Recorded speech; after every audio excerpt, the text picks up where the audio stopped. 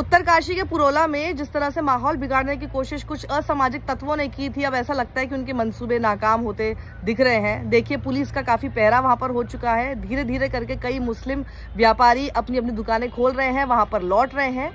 उन्हें एक तरह से अब विश्वास प्रशासन की तरफ से दिलाया गया है कि उन्हें डरने की कोई जरूरत नहीं है। समाज खराब होते बिगड़ते हैं। मेरी बात तो सुनो, अगर कानून अगर कह देगा अगर बंद करो इन आदमियों के उनको बुलाई ले लो, कितने आदमियों को बुलाई वाली बात नहीं।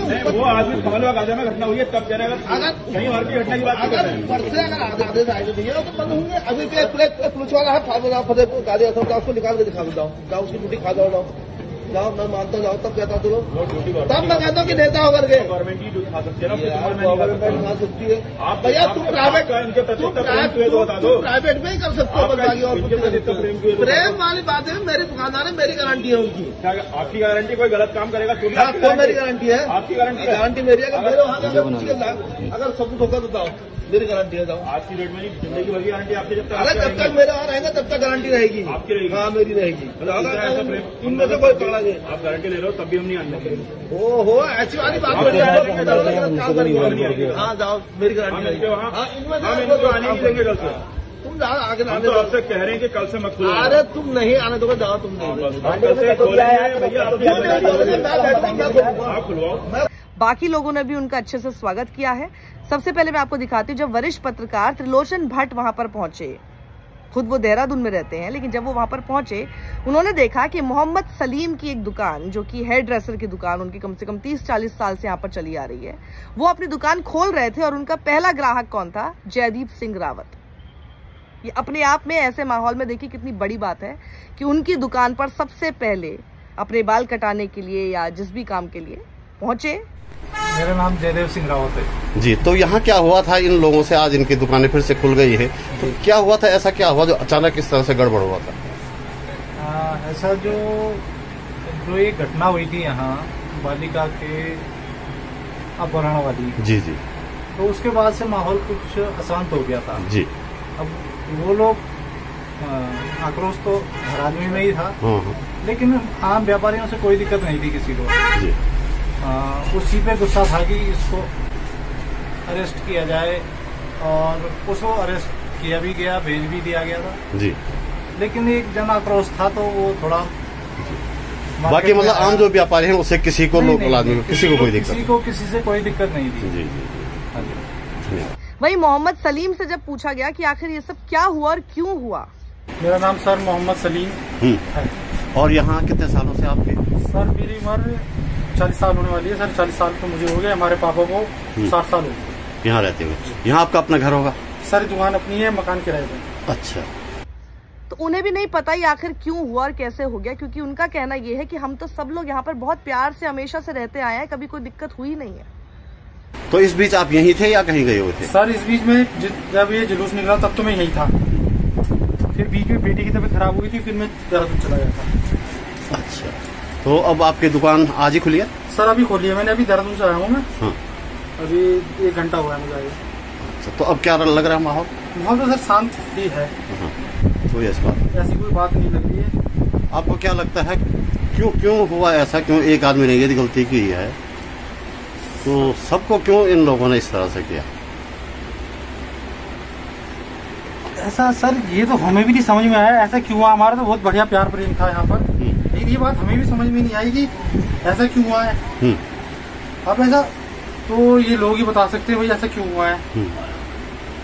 जी जी। तो अब प्रशासन की तरफ से कोई आश्वासन मिला आपको सुरक्षा का? हाँ, प्रशासन की तरफ से पूरा आश्वासन है सर कि आप लोग दुकान खोलिए, कोई दिक्कत नहीं होगी। और यहाँ के लोगों से भी आश्वासन मिला है कोई दिक्कत नहीं, आप दुकान खोलिए। अच्छा, लोगों के व्यवहार में कोई ऐसा तो नहीं लग रहा तुम्हें कि? नहीं सर, पहले जैसा ही हमारे साथ। तो सर अभी मुझे घंटा हुआ, सभी मिलने आ गए एकदम, और वो ठीक। आप समझ सकते हैं कि आखिर ये किसने किया और क्यों किया। मेरे पिछले दोनों वीडियोस में आप ये देखकर समझ सकते हैं। पिछले वीडियो में तो मैंने आपको पूरी राजनीति समझाई थी और बताया था कि आखिर कौन लोग हैं जो कि आप लोगों के बीच में इस तरह का उन्माद फैलाने की कोशिश कर रहे हैं, सिर्फ अपने राजनीतिक एजेंडे को फुलफिल करने के लिए। और उसके ऊपर जब सरकार की चुप्पी थी, प्रशासन कुछ नहीं कर रहा था, अब किया ना। जब प्रशासन कुछ नहीं कर रहा था, आप समझ सकते हैं कि क्यों नहीं कर रहा था।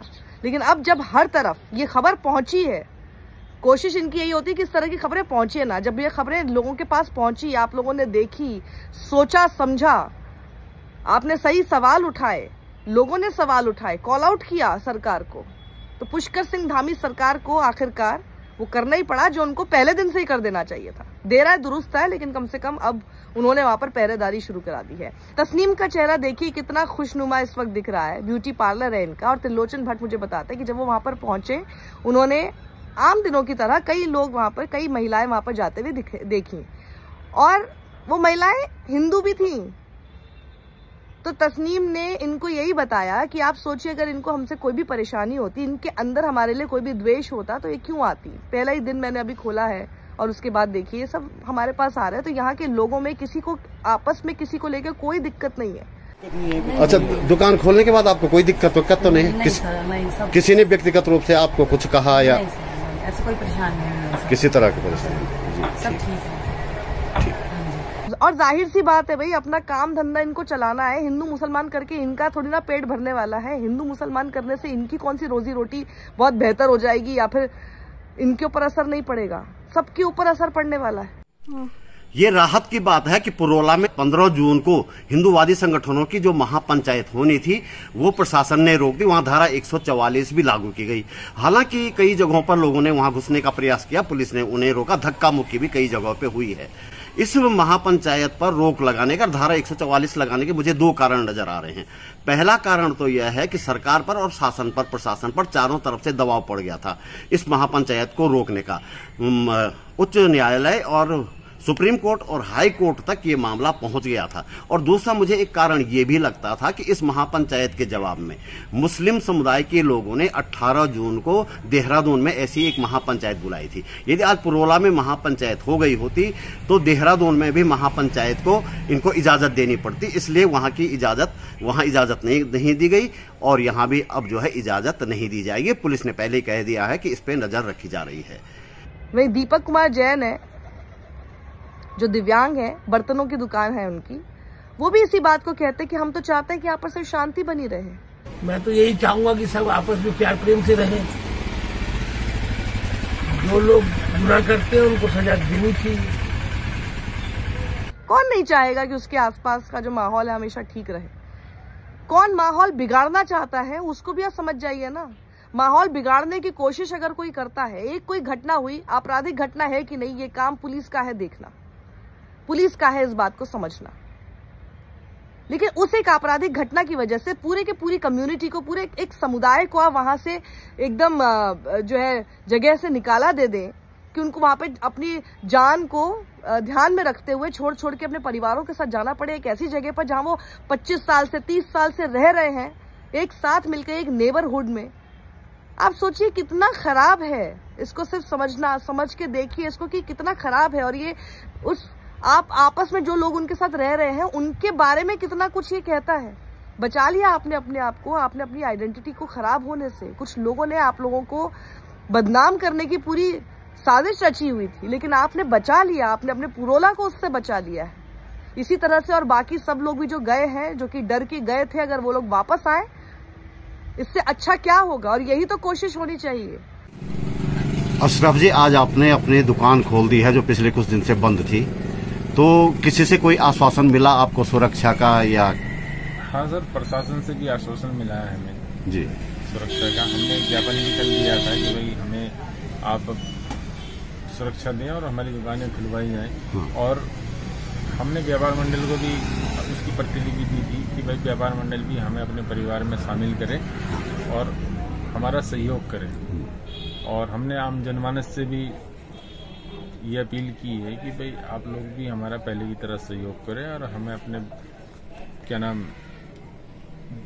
परिवार का पालन पोषण करने में जो असुविधा इन 20-22 दिनों में होगी है सर, उससे हम अपने परिवार को अपने व्यापार से सही ढंग से उनको शिक्षा दे पाएं और उनको पाला जाए। अच्छा, सुबह से आपने दुकान खोली तो ऐसा लगा कुछ लोगों के कुछ अलग तरह से आपको देख रहे हैं? नहीं सर, बिल्कुल भी नहीं लगा। वैसे ही व्यवहार है लोगों का जैसा पहले था।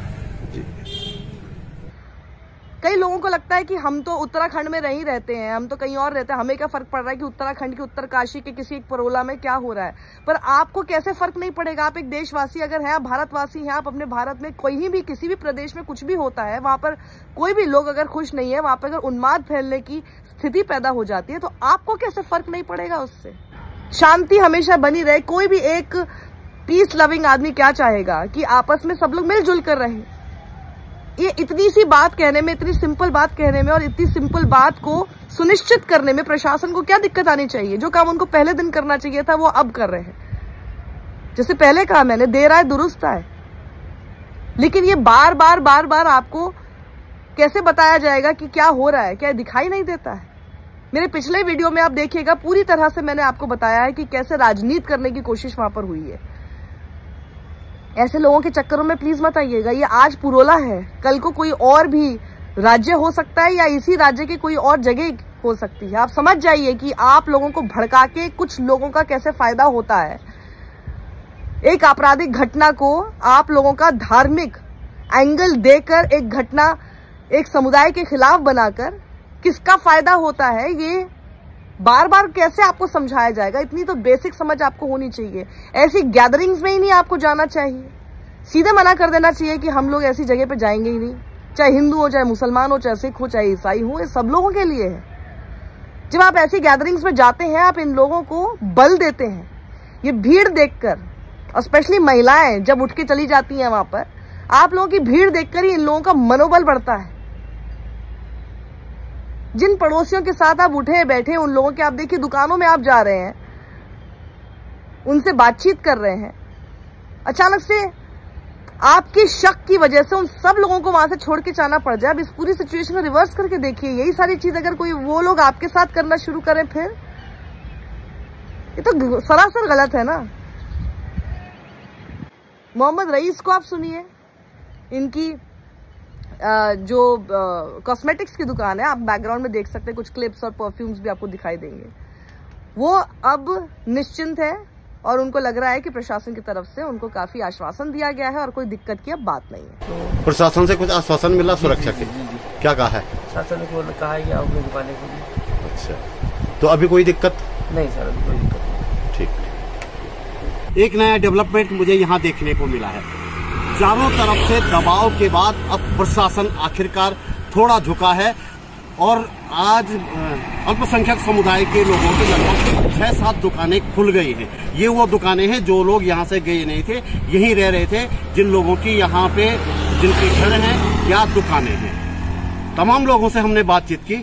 हालांकि दक्षिणपंथी रुझान वाले लोग अब भी ये कह रहे हैं कि इन लोगों की गलती है, लेकिन दूसरी तरफ जो अल्पसंख्यक समुदाय के लोग हैं उनका कहना है कि जब किसी ने गलती की थी तो उसको सजा दीजिए, जो देनी है दीजिए। हम इतने वर्षों से यहाँ हैं, हम कहाँ जाएंगे, इसलिए हम वापस आए हैं और हम यहीं रहेंगे, अपनी यहीं दुकानें खोलेंगे।